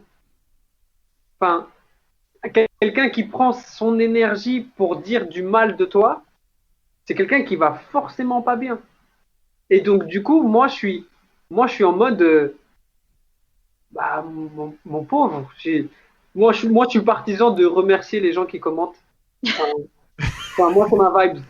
Ça veut dire que Ok. tu mets un message, bah, je te dis merci, tu vois, c'est pas grave. C'est pas grave, ça pique. Hmm. La première fois que, genre, sur une vidéo, j'ai reçu des commentaires où, genre, les gens, ils ont pas kiffé, ou, genre, t'as dit des trucs de ouf. Ah, sur le coup, j'étais perdu. Ça m'était pas arrivé. Parce qu'on était dans un cercle, je trouve qu'on est dans un cercle, nous, où, genre, les gens sont super bienveillants. Mm. Et s'ils sont malveillants, et ben, ils le cachent très bien. Donc, du coup, on n'a jamais vécu, genre, la vraie malveillance de front, tu vois. Donc, du coup, quand c'est arrivé, bah, moi, j'étais, mais qu'est-ce que je fais? Après, je suis redescendu, tu vois, je suis redescendu, parce que j'étais même en mode, bah, vas-y, je vous prends tous en battle si vous voulez, tu vois. Et après, je suis redescendu et je me suis dit, ouais, non, en fait, tranquille. Et je pense aussi, c'est grâce à des podcasts, tu vois, cette mentalité. Genre, un mec comme Gary Vee, Bien sûr. c'est un mec que j'écoute et en fait, quand lui, il a parlé justement des commentaires, des haters, comme on dit, sur les réseaux, lui, c'est son avis par rapport au truc et j'ai été d'accord avec lui, en fait. Et c'est pour ça que j'ai répondu à tout le monde et j'aurais dit merci d'avoir pris le temps de moins de commenter et de donner son avis. Et carrément, il y a des gens qui se sont repris en disant non, mais en fait, je voulais pas être méchant. Et bêtement, en fait, juste parce que j'ai répondu un truc gentil, bah voilà, les gens, ils se sont repris. Puis tu as d'autres gens qui se sont mis à prendre ma défense. Ça fait partie du jeu, quoi. Ouais, en plus, en vrai, plus tu as de commentaires, mieux c'est. C'est le game, hein. Quand tu as plus de gens qui aiment ton travail, tu as plus de gens qui détestent ton travail. C'est comme ça, en fait. Bah, bien, on accepte. Les commentaires négatifs, en tout cas sur Internet, moi, c'est un truc qui peut plus me toucher aujourd'hui. Mais je peux comprendre des gens qui sont totalement désemparés face à ça, parce que c'est dur, ça fait mal. Ça fait mal. Faut apprendre aux gens à exprimer leur avis. Ton avis peut être négatif, mais il faut apprendre à l'exprimer. Ouais. C'est pas à toi d'apprendre à accepter aussi comment les gens ils sont mauvais avec toi. Non, non, non, non, normalement c'est de base, c'est faut apprendre aux gens à exprimer leur avis, même sur Internet, même s'ils n'aiment pas. Il faut que ces gens-là, ils apprennent à exprimer leur avis. Parce qu'un avis constructif sera un cadeau. C'est un cadeau que tu peux avoir d'avoir un avis constructif, même s'il est négatif par rapport à ton travail. C'est un cadeau et une opportunité de pouvoir s'améliorer. Des insultes, c'est quelqu'un qui a un problème et qui peut pas s'empêcher d'insulter, tu vois. C'est pas intéressant. Vous avez commencé en étant élève dans ce programme de 3 ans. Vous avez voyagé, à proposer votre art un peu partout. Vous avez remporté des prix. Donc, moi déjà, j'ai été super choqué parce que quand je préparais l'interview, je n'avais pas vu que c'était il y a 7 ans, la première vidéo que j'avais vue de vous. Ça m'a fait un choc. J'ai eu un coup de vieux en une fois. Et donc voilà, en 7 ans, il y a eu une énorme évolution. Il y a eu des nouvelles personnes qui sont venues dans le groupe. Ça a changé. Comment vous voyez un peu, malgré le confinement, espérons que 2021 soit une meilleure année, on se retrouve dans une nouvelle année, dans une nouvelle approche. Comment vous voyez dans 5 ans, dans 10 ans, dans 20 ans? Est-ce que la danse fait toujours partie de ça? On parlait aussi avant de Rookies, un mouvement culturel avant d'être un mouvement dansant. Comment vous voyez 5 ans, 10 ans, 20 ans plus tard? Avec des lumbago pendant que vous dansez, comment ça se passe tout ça? Moi, j'avoue, je sais pas forcément trop encore. Je suis même très curieuse de voir où on sera dans 5 ans parce que j'ai l'impression que de l'intérieur, en tout cas, les gens, ils sont en train d'évoluer à une vitesse incroyable en ce moment. Tu vois, chacun dans leur danse et dans les choses qu'ils font à côté de la danse. Donc, du coup, c'est vrai que moi, de là où je suis, je vois plus forcément les rookies comme des danseurs seulement. J'arrive pas à me projeter en me disant bah dans 5 ans on aura un show qui tournera dans le monde entier. J'arrive même pas à me projeter moi en me disant dans 5 ans je serai encore danseuse et en train de faire ça ça ça ça ça.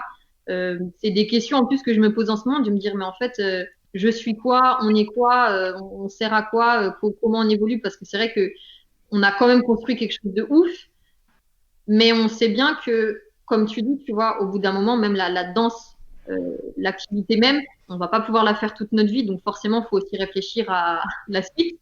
Moi, ce que j'aimerais voir dans 5 ou 10 ans, c'est que chacun soit au top, chacun dans sa branche, que ça soit danse ou pas, et qu'on puisse, tu vois, s'envoyer des petits avions en papier comme ça de loin en étant au top, chacun dans nos disciplines, peu importe la discipline, même si je dis n'importe quoi, demain je vais travailler dans les assurances, et bah que je sois au top dans ce que je fais, mais qu'on ait toujours cette espèce de réseau qui fait que de là où on est, on sait qui est qui et on aura réussi à grandir, à évoluer ensemble et aller là où on veut aller en étant en accord avec nous-mêmes, en étant en accord avec le groupe. Et je pense qu'on restera quoi qu'il arrive dans l'artistique. Là, tu vois, dans l'assurance, je pense pas qu'on va tomber là-dedans, tu vois, mais on s'est nous-mêmes pas complètement découvert aussi en tant qu'artiste. C'est ça, moi, que je ressens, tu vois, par rapport au confinement, parce que je sens bien que le confinement, il a fait, tu vois, de grosses ébullitions où chacun est en train de se dire, putain, mais moi, en fait, je sais faire ça, putain, mais moi, j'ai envie de ça. Et je pense qu'on est carrément à un point où, limite, je le vois un peu comme ça. On a passé, bon, là, ça fait quoi, 9 ans, ça va faire 10 ans les Rookies.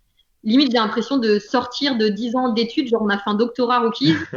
Maintenant, c'est genre, OK, maintenant qu'on a appris et qu'on se rend compte de toutes les clés qu'on a, qu'est-ce qu'on va devenir en fait? Et bah, je t'avoue, je sais pas. Là, tout de suite, j'en sais rien. Et je pense qu'il y a des choses sur nous-mêmes dont on n'a même pas encore conscience de là où on peut aller, que ce soit en groupe ou tout seul, tu vois. Et, mais j'ai tellement confiance que je t'avoue, je sais que ça ira. Quoi qu'il arrive, ça ira. Tu sais, t'expliquait qu'il y avait des envies qui étaient personnelles. On t'a dit rappeur DJ, tu nous as parlé aussi de Tony qui fait à manger. J'ai aussi envie de te parler de Tanisha qui panafricaine, qui va défendre, tu vois, qui va défendre l'homme noir de manière générale sur plein de choses, de problèmes de société. Tu te rends compte à quel point, en fait, ça va dans tous les sens. Donc, du coup, ça va dans tous les sens. Où est-ce qu'on en sera dans 5 ans? Bah, j'en ai aucune idée. Et la vérité, c'est que ça me va de pas le savoir. Là, aujourd'hui, ça me va de pas le savoir. J'ai envie aussi que chacun, personnellement, on se décide de où on veut aller solo aussi. Qu'on se dise où est-ce qu'on va aller. Et dans 5 ans, ce sera justement le kiff de savoir où est-ce qu'on est dans 5 ans. Parce que les Rookies, moi, je te l'ai dit, ça va pas s'arrêter. Ce que tu peux nous souhaiter, c'est qu'on soit toujours potes. C'est ça le vrai truc. On est toujours une famille, qu'on soit toujours frères et sœurs. C'est le truc que tu peux nous souhaiter. Et il y a de grandes chances que ça soit toujours le cas. Je te dis pas ça en mode je le sens mal, ça va. Non, au contraire, justement, c'est vers là où on va. Mais à part ça, c'est un grand flou, mais au départ, c'est un flou qui fait peur et au final, c'est un flou qui rend les choses intéressantes. Et on va voir où est-ce que ça va aller, tu vois. Et dans 5 ans, tu vas nous rappeler et tu vas nous dire, bah, du coup, qu'est-ce que vous faites là? Bah alors, les assurances, ça se passe comment? On l'a pas vu venir. En même temps, même là où on est, au final, on l'a pas vu venir non plus. On a beaucoup travaillé pour, mais on l'a pas vu venir. Moi, je pourrais pas te dire où est-ce qu'on sera dans 5 ans, parce que rien que là, où je suis aujourd'hui, je sais pas qu'on allait réussir à faire tout ça. Ouais. Et alors, malgré ce futur inconnu, est-ce que individuellement, vous avez un projet rêvé, un futur rêvé dans le monde de l'artistique de manière plus générale, ou dans le monde de l'assurance, si c'est votre délire? Du coup, moi, personnellement, je t'avoue que c'est mon grand questionnement du moment. Tu vois, je sais que l'année 2020, forcément, je pense que les artistes, ils ont été vachement impactés par toutes les remises en question parce que on a peut-être tendance à prendre les choses plus à cœur, entre guillemets, que la moyenne parce que c'est ça qui fait qu'on est artiste, c'est qu'on a besoin de sortir tout ce qu'on a. Donc, du coup, moi, c'est mon questionnement dans ce moment de me dire, bon, bah, la danse, c'est dans mes veines depuis que je suis gamine. J'ai réussi à en faire un métier, c'est génial. J'ai envie de pousser ça et même d'échanger avec d'autres danseurs, avec d'autres styles de danse, tu vois, de découvrir même des choses que j'ai pas forcément faites avec les rookies, tu vois, de me dire, bah, il y a plein de choses qu'on n'a pas fait en groupe. Peut-être que j'ai envie de les faire toute seule. C'est des questions que je me pose. Maintenant, c'est pareil, c'est quand tu as grandi dans un groupe, ton sentiment de légitimité en dehors du groupe, c'est tout un truc à rapprendre aussi, tu vois, parce que tu sais la puissance entre guillemets que t'as en groupe, mais tu sais pas ce que tu vaux si jamais t'es tout seul. Donc pareil, ce truc de se dire bon bah si jamais demain je suis toute seule, qu'est-ce que ça donne? Donc pareil, ça c'est un peu, en même temps ça te fait flipper, en même temps c'est excitant parce que bah ça te permet de te confronter à toi-même. Après, je pense que le fait d'être rookies, ça fait que on a une ouverture d'esprit sur l'art de manière générale qui fait que je peux pas me résumer à être que danseuse. C'est clairement ce que je fais de principal, mais je suis intéressée par plein d'autres choses et j'ai pas forcément envie de me dire bon bah ok là je me mets que à fond dans la danse. Non, je me mets à fond dans la danse clairement au niveau de l'entraînement, de la manière dont je me comporte au quotidien, ça fait partie de mon quotidien. Mais j'espère qu'en tant qu'artiste, parce que je pense que les rookies en fait c'est ça, c'est juste des artistes, c'est pas juste des danseurs. Et bah j'espère trouver des choses dont j'ai même pas encore, tu vois, les consciences aujourd'hui. Et dans 5 ans, je dis n'importe quoi, j'aurai peut-être un événement qui réunira mode, danse, rap, truc, et je serai aux manettes et j'aurai réussi à mixer plein de trucs différents. J'en sais rien, tu vois. Mais je pense que j'ai pas envie de savoir en fait là tout de suite. J'ai envie de, tu vois, d'avancer chaque jour, de comprendre des trucs et de kiffer le processus en fait. Au-delà de, j'ai un objectif, il faut que je fasse une vidéo, il faut que je fasse une performance. Non, je veux être dans le process seulement, tu vois. Je pense que tu poses la question à un mauvais moment. En plus, Non, mais c'est trop con, mais c'est la période de réflexion.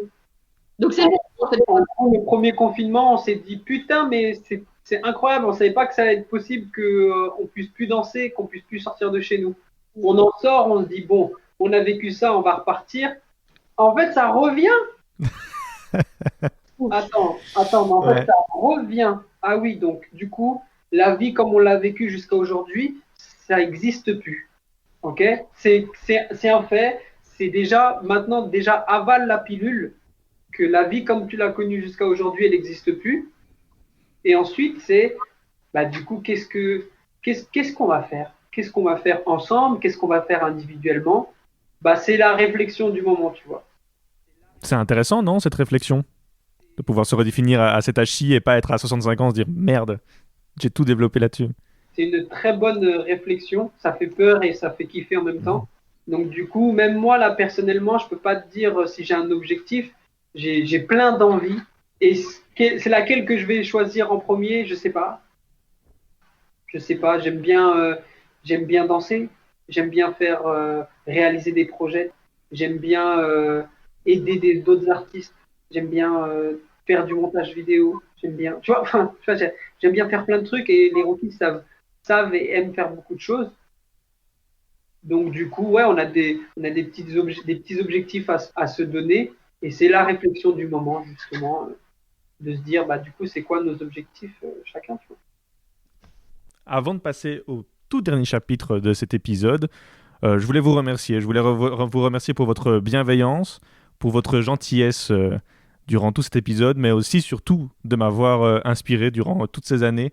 J'ai été très stressé à l'idée de pouvoir vous joindre et me dire ok bon, je vais quand même... je veux dire, j'ai dansé, j'ai commencé à danser à peu près en même temps que je voyais votre première vidéo. Vous m'avez accompagné tout le long, donc je voulais quand même vous remercier de m'avoir inspiré autant, d'avoir réussi à montrer qu'en Europe, en France, on puisse montrer un style de hip-hop un peu différent, casser des codes et puis montrer aussi que c'est possible. Parce que voilà, à l'époque, ça paraissait dingue, ça paraissait américain, ça paraissait juste ça. Vous êtes arrivés, vous avez réussi à montrer qui étaient les boss et vous avez super bien fait ça. Donc je voulais vraiment vous remercier pour ça, vraiment bravo. Je sais que d'habitude ça rend mal à l'aise, donc j'en suis désolé, mais bon, il faut que je le fasse, il fallait que je le fasse. Et pour cette dernière partie, il me faudrait vos recommandations culturelles. Qu'est-ce que vous auriez envie de donner un petit coup de projecteur, un petit coup de lumière sur quelque chose où vous vous dites ça vaut la peine. Surtout en ce moment où on a un peu plus de temps. Si vous voulez, je peux déjà commencer moi, comme ça vous avez un peu plus de temps pour réfléchir. Comme on était dans le monde de la danse, je voulais vous proposer de regarder LXD, donc LXD, Legendary of Extraordinary Dancer. Ça a été réalisé, donc c'est une série, une web série qui se trouve sur YouTube gratos. Il y a 3 saisons, je crois, de 10 épisodes, un truc comme ça. C'est avec les meilleurs danseurs de tous les films Step Up que j'ai pu voir. C'est réalisé par le réalisateur de Step Up. Et ce qui est très intéressant dans cette série, c'est que c'est pas du tout en mode une histoire d'amour avec quelqu'un qui vient d'une belle famille, en mode danse classique, quelqu'un qui vient du hip-hop. Non, rien à voir. C'est quelque chose dans le fantastique. Donc ce sont avec des genres de pouvoir et de quêtes et de méchants et quelqu'un qui veut le mal et puis il y a des pouvoirs. Il y a tout un délire un peu SF, un peu Marvel, très très cool. Donc voilà, LXD, c'est une assez vieille série mais qui m'a aussi beaucoup bercé et que je trouvais intéressant de mettre. LXD. Vas-y, je me lance. Vas-y. Moi, je vous conseille d'aller voir la page de mon ami Tony Zaolo, la page qui s'appelle Chef Zef. Il te fait des vidéos de bouffe qui te font rire, qui te donnent envie de manger, qui te donnent envie de danser, qui, si tu as des références en manga, te rappelle tous les mangas magnifiques qui existent sur cette planète. Il a pris tout ce qu'il aimait et il a mis ça dans notre set de vidéos. Et donc moi, je conseille les gens d'aller voir mon frère d'armes, qui fait des trucs incroyables sur Insta. Donc ouais, c'est Chef Zef sur Insta. C'est un truc de fou, ça fait rire. Même son fils dans la série, son fils c'est un amour. Il est trop mignon, il te donne le smile comme jamais. Donc si tu vas pas bien et que tu veux te faire à manger, tu regardes ça et je peux t'assurer que ta journée ira mieux. Quel promo magnifique. Tu vas pas bien, tu as envie de manger, donc c'est parfait. Ma recommandation, alors c'est à la limite du culturel, mais c'est un truc que j'ai testé la semaine dernière en fait, donc comme ça m'a convaincu, je le partage. C'est un cadeau d'anniversaire que m'a fait ma maman. Ça c'est un massage sonore, ça s'appelle. Donc c'est pas un massage où le praticien il te touche, c'est un massage du coup avec plein de sons autour de toi. Donc il utilise des bols tibétains, il utilise des diapasons, il utilise des arbres à pluie, etc. Et il va donc ça peut être à but thérapeutique. Là moi c'était vraiment juste une découverte, mais en gros par les fréquences sonores et la manière dont ça va impacter ton corps, parce que comme on est fait à 70% d'eau, toutes les fréquences de son, de ces sons-là, entre guillemets, elles vont avoir une incidence sur ton corps. Et il va donc disposer les instruments autour de toi, les faire résonner partout dans la pièce, il les pose sur ton corps à certains endroits, pareil, qui te font résonner à l'intérieur. Donc que vous soyez danseur ou pas danseur, je trouve que c'est toujours des moments un peu de découverte hyper intéressants. Donc voilà, je pense que en plus ton public d'écoute, c'est sûrement un public au moins intéressé par l'artistique. Et voilà, si vous êtes intéressé, allez tester le massage sonore. Vous trouverez peut-être ça autour de chez vous.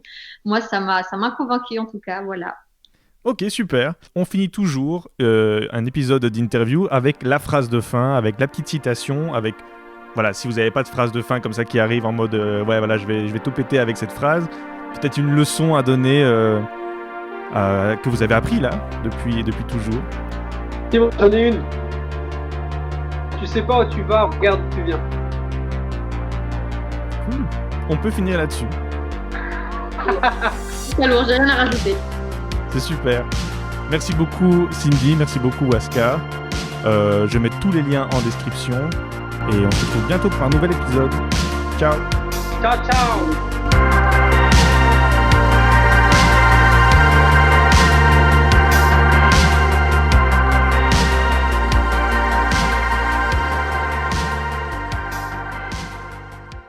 Ouais, Je sais pas combien de temps ça a duré, mais il faudra juste qu'à moi je sorte mes patates du four. Je le dis comme ça, si jamais. ok. C'est important, pas de souci. Et Ryan vient d'enregistrer cette phrase, donc elle fait partie intégrante de l'interview. C'était très, très, très, très, très cool de pouvoir partager ça avec toi, même de pouvoir partager ça, tu vois, entre nous, parce que même entre rookies, on se voit pas forcément énormément en ce moment, tu vois. Donc, ça fait du bien, tu vois, même pour nous de pouvoir discuter avec quelqu'un qui pose des questions de l'extérieur, ça nous fait toujours réfléchir aussi sur nous, où on en est, tu vois. Donc, merci à toi. C'était un très, très bon moment qu'on a passé, je pense.